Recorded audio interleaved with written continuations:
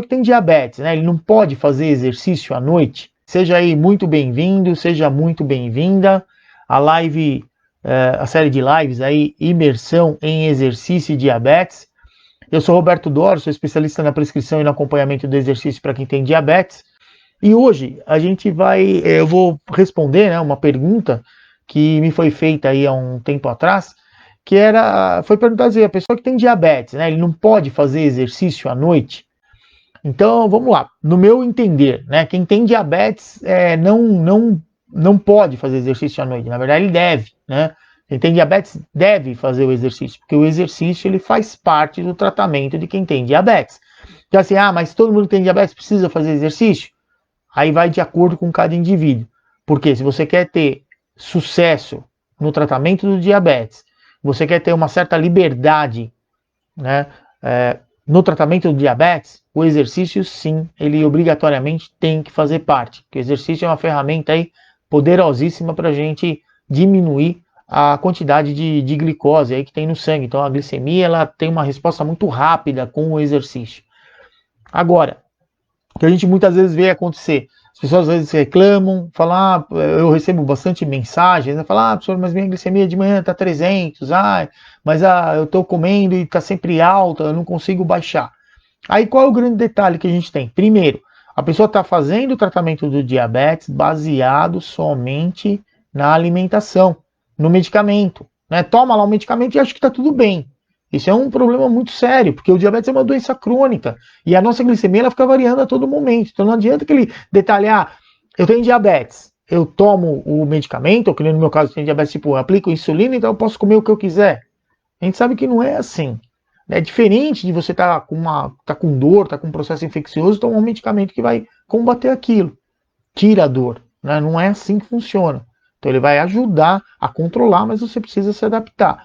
Então, qual é o detalhe, né? Por exemplo, para o profissional de educação física que trabalha, né, que tem esse aluno com diabetes, qual a diferença de você fazer exercício aí de manhã, à tarde ou à noite? A gente sabe que pela manhã a resistência à ação da insulina ela é maior. E isso impacta de que maneira no exercício?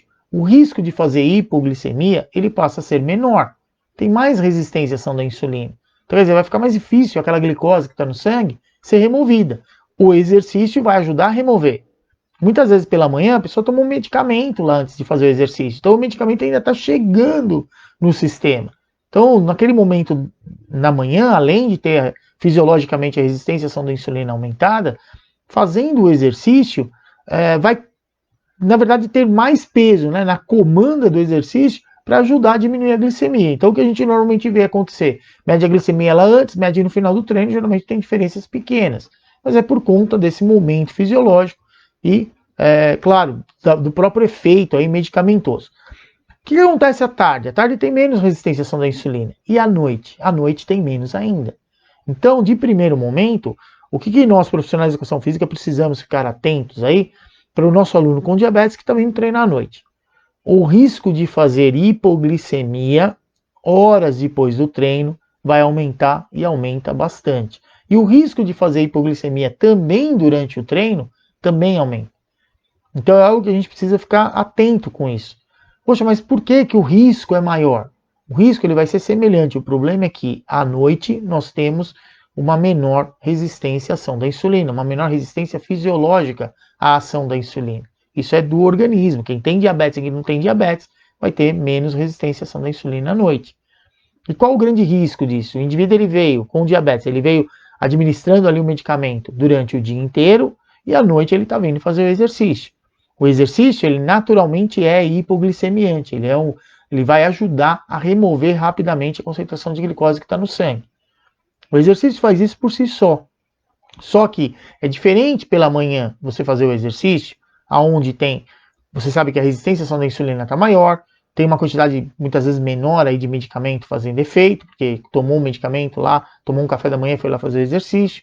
Então ainda está chegando esse medicamento, se aplicou insulina basal, ela vai demorar em torno de 1h30 para começar a fazer efeito. Então muitas vezes toma lá o café, espera uma meia hora e vai fazer exercício, quer dizer que ainda depois de 1 hora que a insulina basal vai começar a chegar no sangue. Vai ter o efeito da insulina ultra rápida ali do café da manhã? Certamente vai. Mas a basal ainda vai demorar um tempo para chegar. Então, isso a gente precisa levar em consideração. Quer dizer, pela manhã diminui o risco de hipo.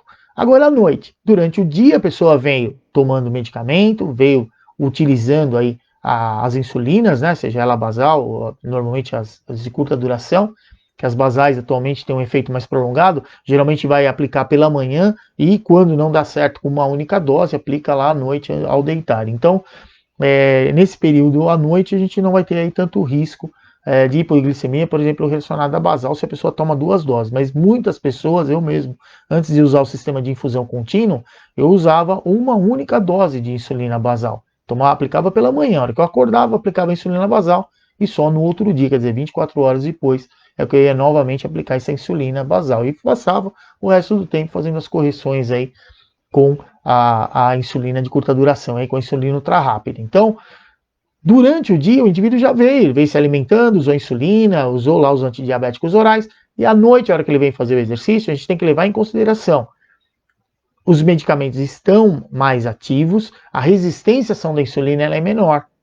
Então, certamente, o indivíduo com diabetes, fazendo exercício à noite, a gente vai conseguir diminuir muito mais rápido a glicemia desse indivíduo. Isso é natural, é fisiológico. Só que aonde está o maior risco aí? Por que as pessoas muitas vezes têm diabetes e têm medo de fazer exercício à noite? Porque durante o exercício vai remover a glicose do sangue, depois do exercício os receptores de insulina eles ficam sensibilizados, quer dizer, mesmo que tenha uma quantidade menor aí de insulina circulando no sistema, seja a insulina do próprio organismo do indivíduo, seja a insulina exógena que foi aplicada, ela vai se ligar mais rapidamente ao sensor. Isso acelera a velocidade de remoção da glicose do sangue.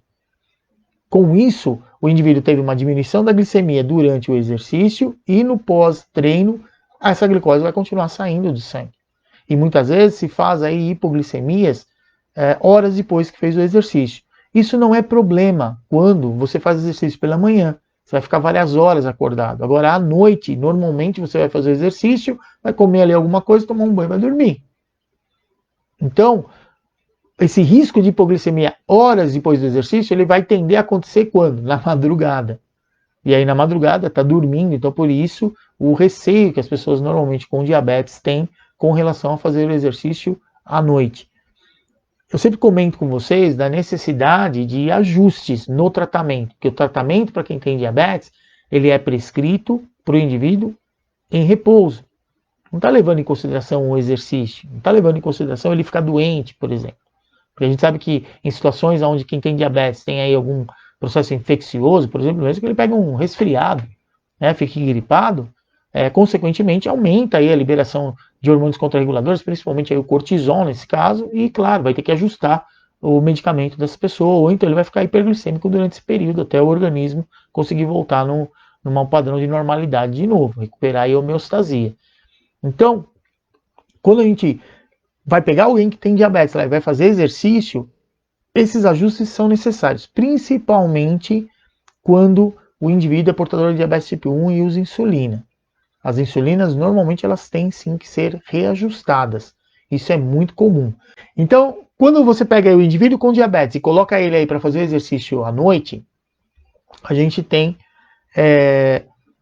o risco dele, depois do exercício, a gente sabe que o exercício vai promover a remoção de glicose do sangue e isso vai perdurar horas depois do exercício. Só que essas horas depois do exercício, como é a noite que ele está fazendo exercício, o risco é ele fazer hipoglicemia durante a madrugada.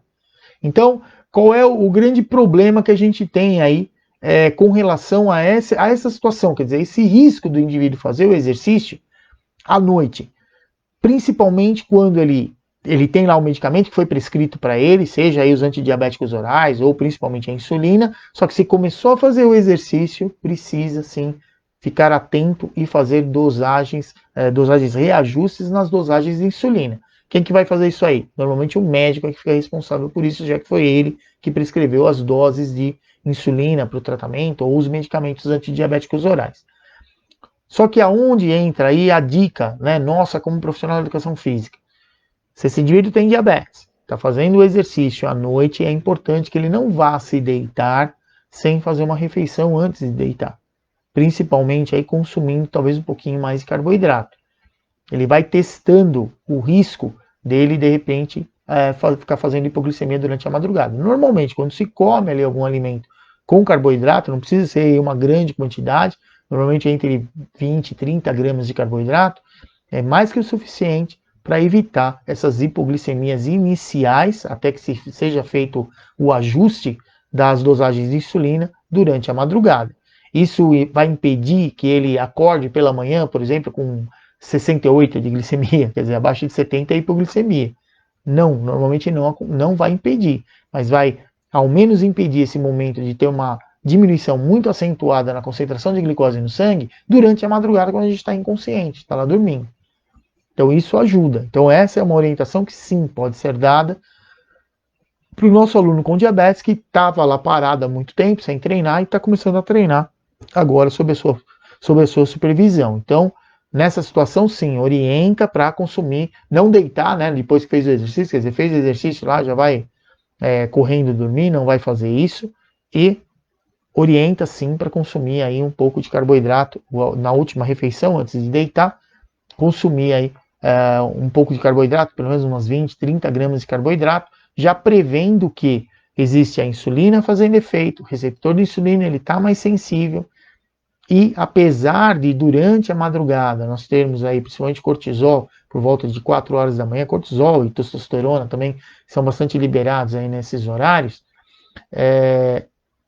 tenderem a fazer o indivíduo que tem diabetes acordar hiperglicêmico, muitas vezes com o exercício, o que acontece? Ele começa a ter uma diminuição muito acentuada da glicose e vai fazer uma hipoglicemia lá 1 e pouco, 2 da manhã. Então, quer dizer, antes ainda do horário de ter a liberação desses hormônios que fisiologicamente já vão ser liberados já durante a madrugada. Então, não dá muito certo a gente contar com isso. Porque apesar da gente saber que o indivíduo com diabetes, fazendo o exercício, que usa a insulina como parte do tratamento, né, quem tem diabetes tipo 1, à noite, ele certamente vai ter a mesma quantidade de insulina que ele tem, com o receptor de insulina mais sensibilizado, que vai proporcionar uma remoção mais rápida da glicose. Então o risco de fazer hipoglicemia ele aumenta, sim. Isso é algo que a gente precisa monitorar. Por isso que eu sempre passo, né, a orientação para vocês, que são profissionais de educação física e estão trabalhando com quem tem diabetes, principalmente no início, quando a pessoa começou a treinar com você, que vai ser necessário esses ajustes são necessários, fazer sim a medição da glicemia antes de iniciar o exercício, durante a sessão de exercício, no final do exercício e também horas depois do exercício. Nunca deitar depois de ter feito exercício, porque você faz exercício, tem lá às vezes o hormônio contra-regulador que é liberado, de acordo com a intensidade, aí vai se alimentar, ficar lá calmão, esses hormônios vão sair de circulação e muitas vezes o indivíduo vai deitar já com a glicemia muito próxima de 100.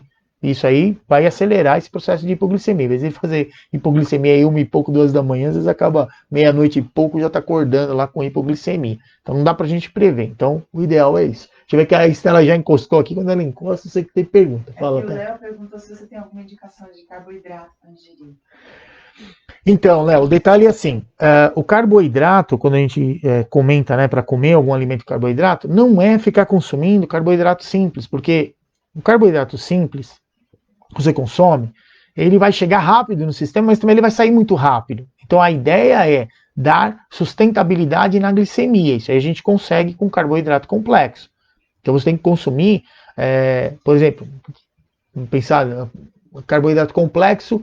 Se você comer, né, por exemplo, um pão, pão francês, né, com um lanche, por exemplo, esse carboidrato ele não vai chegar tão rapidamente no sistema. Diferente se você tomar, sei lá, meio copo de Coca-Cola, por exemplo.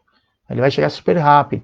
Então a ideia não é essa. Se comer batata, por exemplo, também vai chegando aos poucos. Então são carboidratos que você tem que dar preferência para os carboidratos que são complexos. Quer dizer, que tem uma cadeia de carbono maior, vai precisar de mais hidrólises ali para poder chegar essas moléculas de glicose no nosso sangue. Então ele vai demorar aí um pouco mais para fazer, para ter aí, no caso aí, o risco de fazer hipoglicemia, e você tem que pensar na sustentabilidade disso. Né? Você não está tirando o indivíduo de um quadro de hipoglicemia. Quando a gente vai corrigir hipoglicemia, quanto mais rápido chegar essa glicose, melhor é. Não deve ser consumido em grande quantidade, mas sim, carboidratos simples, né, e com alto índice glicêmico são extremamente recomendados. Agora, para o indivíduo que vai consumir nessa ideia, com o objetivo de manter a glicemia dele num valor mais sustentável, principalmente à noite, né, durante a madrugada, um tipo de alimento que vai chegando mais lentamente. Então, nada que chegue aí muito rápido no nosso sistema. Boa noite, Érica. Érica Fuji está chegando aqui. O Carlos, né, educador físico Carlos, ele está perguntando aqui se a gente deve ter aí o mesmo cuidado na prescrição para um indivíduo com pré-diabetes.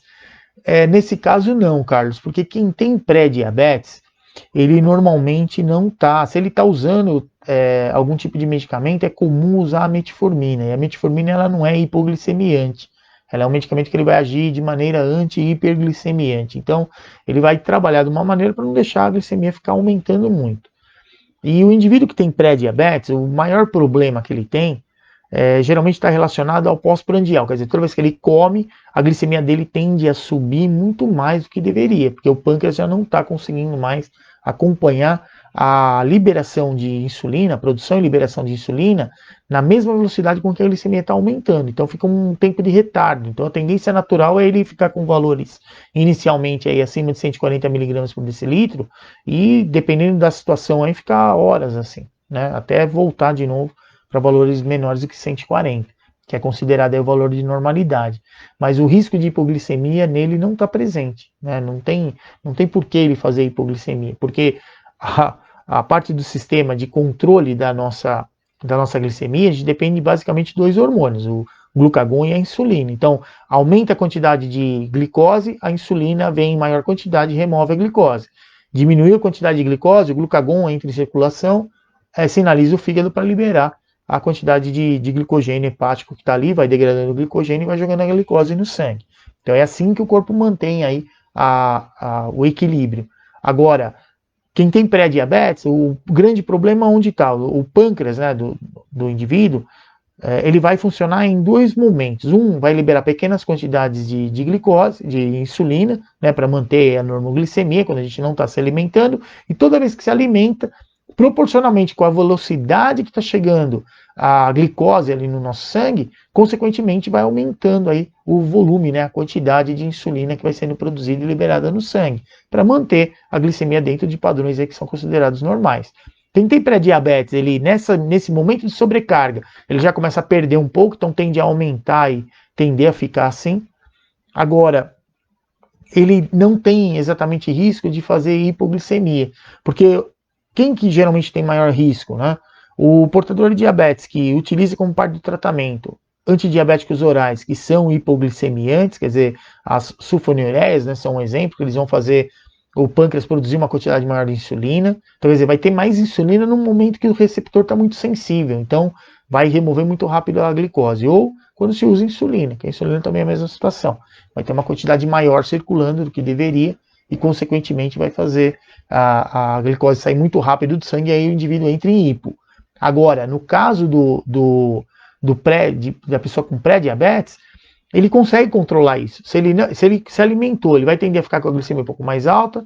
A tendência natural, como ele não está usando um medicamento que é hipoglicemiante, apesar do receptor de insulina ficar mais sensível depois do exercício, o risco dele fazer hipoglicemia não vai acontecer, né? Ele não tem risco, porque o glucagon vai ser liberado na velocidade, na proporção necessária para manter a normoglicemia, tá bom? Diferente aí que quando está sendo o portador de diabetes está usando lá insulina antidiabético oral, que é hipoglicemiante, porque aí ele estimula a ter sempre um volume um pouco maior de insulina circulando, no momento que o exercício já proporcionou aí a não necessidade desse aumento. E como foi, principalmente a insulina, era aplicada exogenamente, quer dizer, já aplicou. Se precisar, vai fazer o efeito, se não precisar, vai fazer o efeito do mesmo jeito, não tem como controlar isso. Mas no pré-diabetes isso aí não acontece não, tá bom? Pode ficar tranquilo aí. Deixa eu ver aqui que a Elaine colocou que se eu acho interessante combinar aí o carboidrato e a proteína na ceia. Olha, Elaine, você não vem me zoar não, que a nutricionista aqui é você. A gente sabe que por recomendação, né, é sempre sim, é importante consumir a proteína, que ela vai trazer saciedade também, né? Não vai deixar o indivíduo consumir uma grande quantidade de alimento, e a gente sabe que uma parte da proteína, numa situação que você tem geralmente uma diminuição na oferta de glicose, a proteína ela vai demorar mais tempo para ser digerida, os aminoácidos estão ali circulando, então nessa situação, se for necessário, o fígado faz um pouco de gliconeogênese, ali pega uma parte desses aminoácidos aí, converte em glicose também, para ajudar aí a manter a glicemia e diminuir o risco de hipoglicemia. É que eu falo do carboidrato, mas foi obrigado, né, na verdade, você ter comentado aí, porque a gente fala do carboidrato, a ideia é, na alimentação pós-exercício, consumir algo com carboidrato também, porque o recomendado é sim consumir a proteína, né, porque ela também traz aí traz saciedade, né? Porque não adianta nada também, se comer carboidrato e se você começa a fazer hipo, aí tem fome, é pior ainda, aí nem dorme direito, não vai dormir nem pela hipo e nem pela fome depois que for sentindo. Então, a recomendação é sim, é consumir, e se eu tiver errado, você me corrige aí, por favor, que eu sei que você é que domina desses assuntos aí, eu sou profissional de educação física. A vivência que eu tenho com a alimentação, o pouco que eu estudei sobre alimentação, ela está relacionada justamente à minha vivência aí com o diabetes, tá bom? Porque você está colocando o quê? Que pensando aí para evitar as hipoglicemias. Sim, porque foi como eu comentei, né? A gente tem a proteína que vai ser degradada ao longo do tempo e vai ter aminoácido ali que pode ser convertido em glicose, caso seja necessário, né? Se o sistema perceber que está diminuindo, e vai dar saciedade. E o carboidrato também para dar uma força aí, para não ficar muito, não ficar comendo só carboidrato, né? Você vai ficar hiperglicêmico também, não vai adiantar nada. Né? E o carboidrato aí que seja complexo, né? Isso aí é mais interessante. Oi, amor. A Tayana comentou, né? Ela acabou de entrar para a turma dos diabéticos. Recém-chegada, 4 anos, desagitação. Foi o gatilho para aparecer. Diabetes na família toda. Diabetes LADA, peptídeo C bem baixo. Sim. Ela fala que exercício e dieta vem controlando bem. Ainda não usa insulina, só medicamentos orais. Isso. O LADA normalmente se controla bastante. Uso livre para controlar a glicemia durante e após treino. Vem notando uma hiperglicemia com a utilização do whey. Então, aí precisa ver que tipo de whey você está usando, né, Dayana? Porque assim, o LADA realmente você consegue controlar. Geralmente ele está ali instalado, mas ele tem uma característica bem diferente aí do diabetes tipo 2 e do diabetes. É que assim, na verdade, você teve aí resistência à ação da insulina durante a gestação, que é o que acontece. Qualquer gestante vai aumentar a resistência à ação da insulina, porque precisa ter mais glicose chegando lá na placenta para fazer o desenvolvimento fetal. Então, isso aí é natural. Só que normalmente, pessoas que têm predisposição a ter diabetes, muitas vezes, durante a gestação, acaba aí tendo diagnóstico por conta disso. Porque o pâncreas não consegue, né, acompanhar a necessidade de uma produção maior aí de insulina nesse momento. A questão do Libre, ele é bastante importante, né, para você, o sensor, né, para você monitorar como está acontecendo aí, como é que está o seu comportamento glicêmico, não pelo valor, mas sim pelas setas de indicação. E a questão de notar que aumenta aí a glicemia, precisa olhar que tipo de whey que você está usando, né? Porque tem alguns wheys aí que eles estão sendo, eles não estão usando mais glicose, né? Porque tinha lá uma parte de carboidrato, que tinha também na alimentação lá, na composição, que agora parece que ela foi modificada. Eu não sei exatamente. A Elaine está aí. Elaine, se você souber, me ajuda aí, por favor, com relação ao whey. O que eles estão usando agora para adoçar aí? Porque eu sei que tem alguns tipos de whey que podem. Eu também, um outro detalhe que eu estou lembrando aqui agora, não só pela quantidade de carboidrato que tem no whey, mas também talvez da real necessidade de você se alimentar com um suplemento. Porque se você tiver uma quantidade maior no caso aí o whey, ele vai promover uma quantidade maior de aminoácidos circulando no sistema.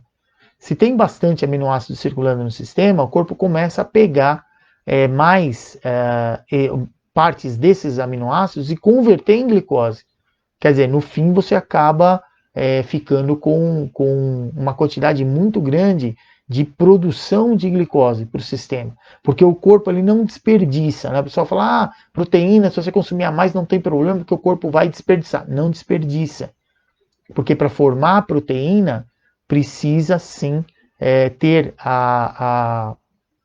precisa ter aí os aminoácidos, né, para que isso aconteça. Só que se você tem a questão de ter muito aminoácido circulando, uma parte desses aminoácidos eles podem servir como fonte de energia. Né? Eles vão ser convertidos em glicose no fígado. Isso aí é chamado processo de gliconeogênese.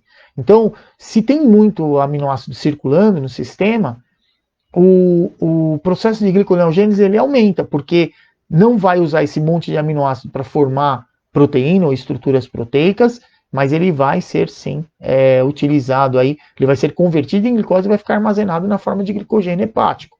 Então talvez precisa ver se isso não está impactando aí, né, na real necessidade de você consumir o whey protein de acordo com a necessidade proteica que você tem diariamente. Isso aí é uma coisa também que tem que ser levado aí em consideração. O Alexandre comentou, o whey isolado seria o mais indicado por ser quase zero de carboidratos.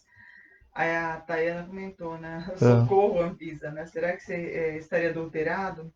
Ou concentrado, só 4 gramas de carboidrato.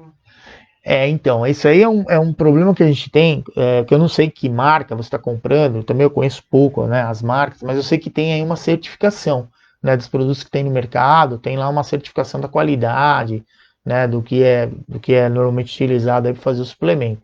Mas até eu tenho um artigo, depois eu vou ver se eu encontro, eu disponibilizo para vocês lá no meu canal do Telegram. Que eles fizeram um trabalho, inclusive aqui no Brasil mesmo, que eles pegaram vários suplementos, se eu não me engano era de whey mesmo, viu? De fabricantes de whey, e eles estavam comentando que a quantidade de proteínas, tá? A qualidade lá não era exatamente o que estava especificado nos rótulos aí dos suplementos. Então tem esses problemas aí também. Tem uma indicação aqui, isolado da Celucor, tem 2 gramas de carboidrato por porção. Ah, bacana.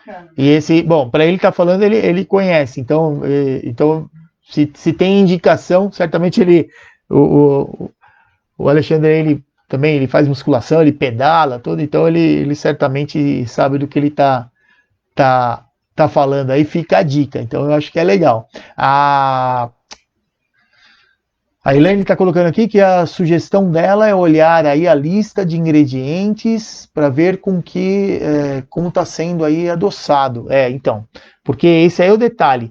Porque, pessoal, não sei, né, se vocês sabem o que é a lista de ingredientes, porque tem a tabela nutricional. Depois, no próprio rótulo, tem lá um monte de nome estranho lá, que são os ingredientes. Eles normalmente vão aparecer da maior quantidade para menor quantidade.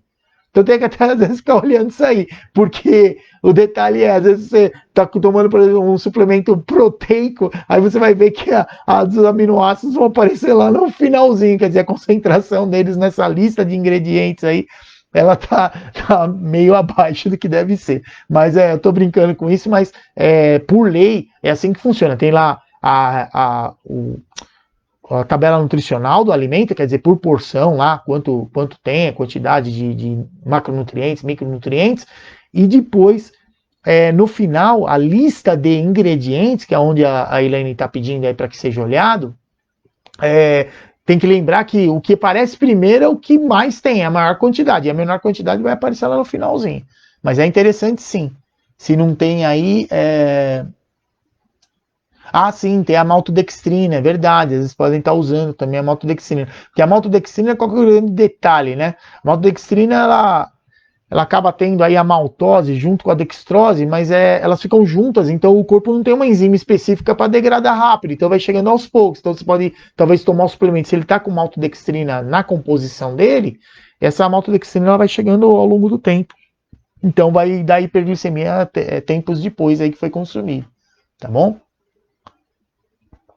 Aí o Alexandre está colocando aqui que sempre se faz necessário aí consultar. Então tem que consultar nutricionista mesmo para saber realmente a necessidade aí, porque infelizmente a gente muitas vezes acaba indo, né, começa a suplementar e às vezes a sua própria alimentação talvez nem seja necessário. O que é, Té?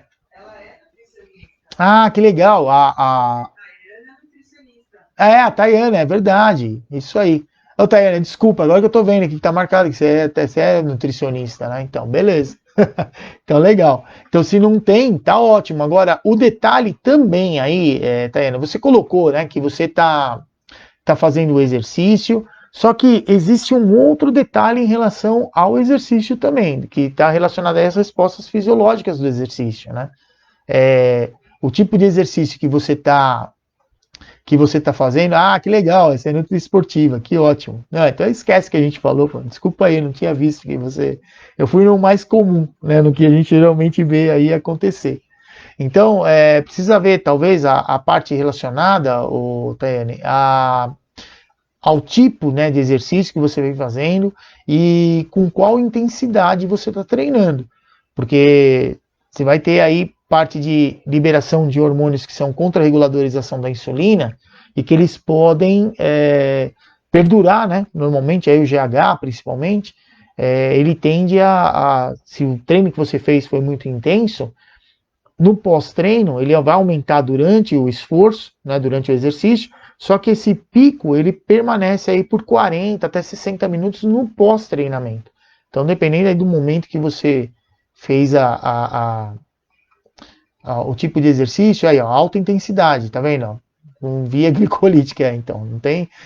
Sempre a gente faz isso, né? Quando a gente fala de exercícios aonde você, normalmente, o estímulo principal, você está ultrapassando o limiar 2, onde você depende mais da ressíntese de ATP aí pela via glicolítica lática, depois, claro, que vai depender de como está sendo feito aí o seu período de recuperação. Né, os intervalos, se eles estão sendo feitos de maneira dinâmica ou você está realmente de maneira estática ali, né, para de fazer atividade para recuperação, porque tudo isso aí influencia também na velocidade aí de remoção do lactato, né, de tamponamento também do lactato e na reabsorção do piruvato. Então, tudo isso aí também acaba influenciando. Para gente que tem diabetes, isso aí faz bastante diferença, porque a tendência natural é você terminar o exercício e depois ficar com a glicemia um pouco mais alta por conta dessa ação contra-reguladora, né, de liberação de hormônios contra-reguladores da ação da insulina, mas algo que depois de 1 hora a gente tem que ficar atento, porque muitas vezes você pode sim ainda fazer algum quadro aí com hipoglicemia. No caso do lado é um pouco mais difícil fazer hipoglicemia, mas talvez esse aumento que você esteja percebendo, ele certamente está relacionado aí à intensidade mesmo que você está fazendo o exercício. E além disso, por conta dessa liberação de hormônios controladores, no pós-treino, você vai tender a ficar um período talvez um pouco maior com a glicose um pouquinho mais alta, né, por conta desse horário. Talvez o que você possa tentar e fazer seria prolongar um pouquinho o tempo do consumo do whey. Eu não sei se você está terminando o treino, já está consumindo antes, mas talvez tentar esperar um período um pouquinho maior para consumir o whey, né, depois do treino. Aí. Eu acho que talvez daí acaba esse problema que você está tendo com a hiperglicemia, porque a tendência natural fica uma concentração um pouco maior de glicose, que perdura aí por até 60 minutos. Então, depois disso, esses hormônios já não estão circulando mais em grande quantidade, e a tendência natural é a sua glicemia cair. Aí você suplementando com o whey, aí certamente não vai acontecer, tá bom? Eu acho que é uma coisa interessante aí para ser feito. Isso é coisa de diabético, viu? Já sofreu bastante com alimento relacionado ao exercício, questão de hiper, então eu sempre estudo o efeito do exercício, essa parte hormonal é uma coisa que eu estudo bastante, porque tem uma influência muito forte, às vezes a gente desanima um pouco e faz o exercício e fala, pô, mas depois do treino tô ficando com a glicemia alta, lá tem coisa errada. Mas não é só uma questão de pequenos ajustes aí. O Alexandre colocou aqui que, na verdade, tá, o uso do whey aí isolado, ou outros faz necessário aí quando treina pesado, sim, porque aí não tem como, né? Com a alimentação só a gente conseguir suplementar tudo isso. A Elaine colocou aqui, pera um pouquinho, deixa eu ver aqui, que não seria interessante aí ela comprovar aí essa hiperglicemia com glicosímio. Sim, esse aí também é um outro detalhe importante que a Elaine está lembrando aqui, porque você está percebendo essa alteração pelo Libre, né? E o Libre, a gente sabe que a medida dele é feita no interstício. Então, as variações que a gente tem, principalmente logo durante o exercício, pós-exercício, ficam um pouco mais difíceis por serem monitoradas no interstício. Então, o que é mais seguro é a glicemia capilar mesmo. Então, talvez seria interessante também, quando você perceber que ele está indicando hiperglicemia, você dá uma olhada realmente na sua glicemia capilar. Porque, de uma maneira geral, toda vez que o sensor, né, no caso aí o Libre, que é o que você usa, ele indicar que está subindo a sua glicemia, no sangue já aumentou. Porque primeiro vai ter a mudança no sangue e depois no interstício. Então, isso aí é uma linha de atraso fisiológica, não tem como a gente tirar isso. Mas, e com o exercício, essas variações, como varia bastante a glicemia durante o exercício, aí o sensor ele perde um pouco mais a referência. Então, normalmente, eu sempre indico a utilização das setas de indicação, e não exatamente o valor. Então, se você está observando um aumento na concentração de glicose vinda no Libre, talvez seria interessante você comparar se realmente essa alteração ela está condizente com a concentração de glicose que tem no seu sangue nesse momento. Tá bom? Eu acho que isso aí é uma... Obrigado, viu, Elaine? Uma coisa bem lembrada aí nessa situação. Que a verdade é que você está sofrendo aí com os picos. Da hiper. Então, e esse sensor ele está deixando... Então, o detalhe é o seguinte, o detalhe, Thaís, é assim, é você não ficar totalmente dependente do sensor. O sensor ele é interessante, porque às vezes eu tenho vontade também de, às vezes eu até tiro, né? Fico às vezes uns 2, 3 dias sem sensor na bomba. Porque o que acontece? O sensor ele fica programado para te sinalizar toda vez que está aumentando, está baixando. E outro problema que a gente tem, isso é uma questão tecnológica, o sensor da bomba, você tem que trocar a cada 6 dias. Né? O Libre ele fica por até 15 dias. Mas na bomba que a gente geralmente percebe? Que muitas vezes, que eu tenho o hábito de toda vez que o sensor indica, por exemplo, indicou hiper, tá lá, que eu deixo balizado com 180 e com 80. Então ele está marcando lá, está marcando que está acima de 180. A partir de 180 já começa a pitar, já tá sinalizando. Eu pego e vou medir a glicemia capilar. Então, muitas vezes, confere, às vezes não, porque começa a dar diferença na leitura. Além dessa diferença fisiológica, ainda tem a diminuição na sensibilidade do sensor. Isso aí vai acontecendo ao longo do período também. Então é sempre importante, toda vez que você tem sinalização, eu tenho muito hábito de fazer isso, e começa a sinalizar que estou fazendo hipoglicemia, eu vou e meço a glicemia capilar. Acho que é a única maneira de você realmente te ajudar nesse sentido. E as variações da glicemia elas são normais. Em quem tem distúrbio no metabolismo da glicose, fica meio sem padrão mesmo, vai subir pra caramba, ela é um pouco baixo pra caramba, isso é normal. Mas o que você precisa é talvez usar um pouco mais o glicosímetro. Toda vez que no Libre você identificar isso. Agora, no exercício, o que vai funcionar mesmo é o glicosímetro. Porque o glicosímetro você pega ali, apesar de ser pontual, a medida que você tem, durante o exercício, que você vai começar a fazer exercício, mede a glicemia capilar e dá uma olhada quanto está marcando no sensor. Aí vai fazer exercício. Mas não fica presa à indicação de glicemia que está aparecendo no sensor. Porque como vai modificando rápido durante o exercício e tem esse tempo de retardo, apesar que no Libre, tecnologicamente, isso aí foi diminuído, mas existe a medição fisiológica, isso aí ninguém vai tirar. Né? Não tem como. A gente vai ter sim um sensor maravilhoso se ele ficar em contato com algum capilar ali, pegando a concentração de glicose que está no sangue. Aí sim vai dar para a gente confiar. Mas nessa medida, no interstício, não tem como. Fisiologicamente, ela vai dar retardo mesmo. Então, não dá para a gente, durante o exercício, onde as mudanças são muito rápidas, a confiar no sensor. O sensor ele serve para balizar. Então, assim, tá indicando que está diminuindo? Tá bom, então eu vou suplementar com um pouquinho de carboidrato. Tá aumentando? Então eu sei que certamente está aumentando. Você tem a tendência do que está acontecendo com a concentração de glicose. Mas não dá para confiar por conta dessas mudanças que são muito rápidas. Então o ideal é, suspeitou de alguma alteração, interrompe ali o treino, mede a glicemia. É o mais seguro. Tá bom? E aí não vai ficar tão doido assim. Toda vez que também ele ficar indicando hiperglicemia, tá, não fica acreditando que é isso aí mesmo, não. Vai lá e mede a glicemia, porque a medida no capilar, na ponta de dedo, ela é muito mais segura para essas situações. Tá bom? Então é isso aí, pessoal. Muito obrigado aí pela participação de vocês. Muito, muito bom. Eu adoro quando isso acontece. Que a ideia é a gente trazer, sim, a informação, né, tanto para quem tem diabetes, aí para o profissional de educação física, e essas colocações são sempre legais, porque a gente discute a respeito e todo mundo aprende, e eu fico muito feliz com isso, que é essa ideia aqui, a gente falar sobre um tema tão específico, que é o exercício e o diabetes. E assim, Elaine, está me elogiando, mas eu que agradeço, viu? Eu sempre aprendo muito com você, e agora também a Taimara aí, ô Taimara, participa mais, viu? Que é sempre legal, eu gosto muito de ter vocês da nutrição aqui, que é sempre bacana, a gente sempre só ajuda a todos nós crescermos com relação ao conhecimento. Porque uma coisa que me preocupa muito é o pessoal que isso aí muitas vezes, né, nós como profissionais de educação física somos muito, né, acharcados pelos próprios alunos que vem, professor, não quero treinar, que suplemento que eu tomo, que não sei o quê. Tem que consultar nutricionista, nós somos da área do exercício, não da nutrição.